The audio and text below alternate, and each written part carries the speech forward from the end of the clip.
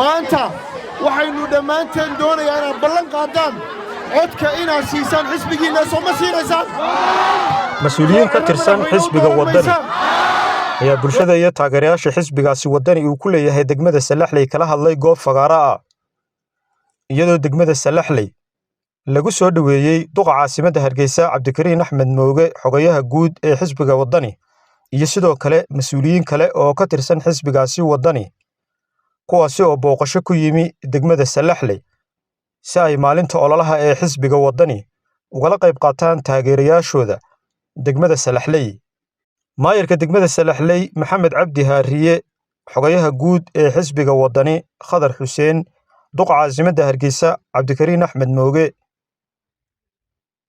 odayaal haween iyo mas'uuliyiin kale oo ka tirsan xisbiga waddani iyo qaybaha bulshada ee degmada Salaxley oo goob fagaara kala hadlay taageerayaashii isugu soo baxay maalinta ololaha ee xisbiga waddani ayaa waxa ay ka codsadeen taageerayaasha xisbiga in ay codkooda siiyaan xisbiga waddani degmadani soo maaha degmada ku sultan xarayntii waddankan soo degmo maaha mudnaanta koobaad leh degmadan waxay maanta qaadatay isbeddel waxay dhisaysaa cabdiraxmaan maxamed cabdullaahi ciro waxay ku dhisaysaa midnimo waxay ku dhisaysaa wadajir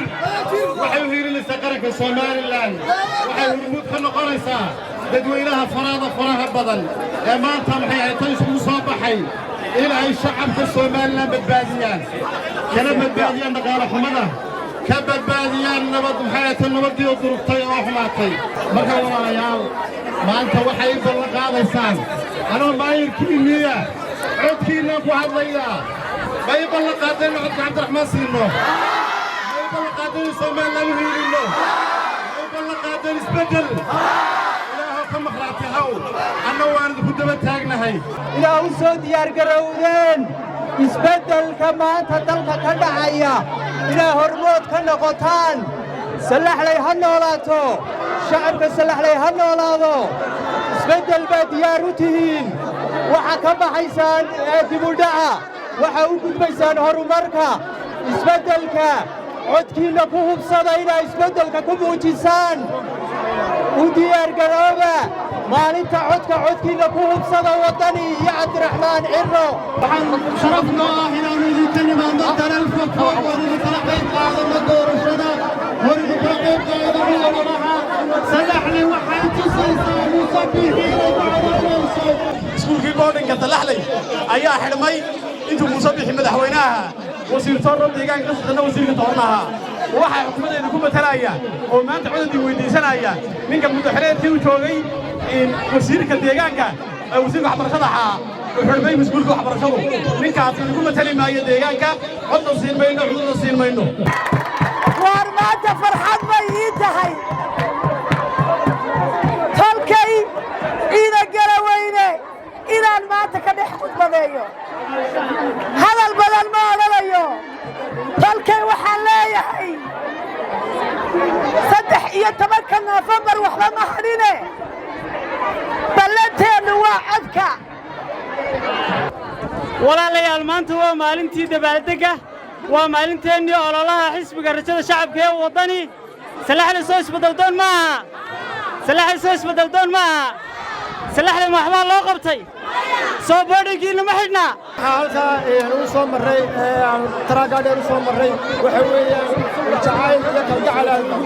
aanu hayno dadka reer Salaxley jacaylkaas ayaan doonaynaa inay ugu batashaan oo codka siisaan Cabdiraxmaan Maxamed Cabdullaahi iyo xisbiga waddani ila siisaan codka Allahu akbar yaanay naga lubin doorashada 13 Noofambar oo ah Cabdiraxmaan oo aan soo saarno iyo xisbigeena aan soo saarno aad iyo aad baan kuu sheegay ku rajaynayaa waddani guul reer Salaxley guul isbeddeldoonku guul baynu isku ognay aad iyo aad baan idin salaamayaa waddada Salaxley waxa laga dhigay qof waxa la yiri waa abti ama waa habar yar war waddada Salaxley abtinimo wax lagu qabtay may ka muuqataa war iskuulkiina may ka muuqataa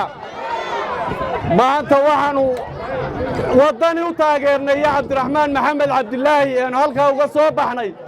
inaad ku heshaan waxa xaq u lahaydeen oo waddadaasi ugu horrayso iskuulkaasi ku jiro jaamacada ay yeelataan waar idinkay dan idiin tahay reer Salaxleyow maanta yaa wax kale la idiin sheegin